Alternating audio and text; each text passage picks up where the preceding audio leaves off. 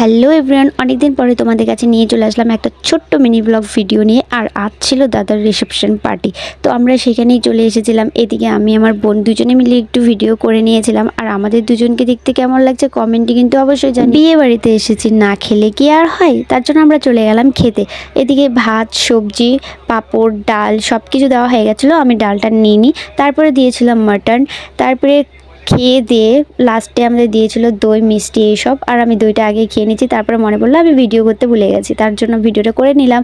তারপর আমি তোমাদের দেখাচ্ছিলাম একটু প্যান্ডেলটা ঘুরে ঘুরে। ভাবলাম সবাই তো ডিজেতে নাচানাচি করছে, তাহলে চলো তোমাদেরকেও সেখানে নিয়ে যাই। আর আমি সাউন্ডটা দিয়ে নিই, কারণ কপিরাইট চলে আসবে বলে।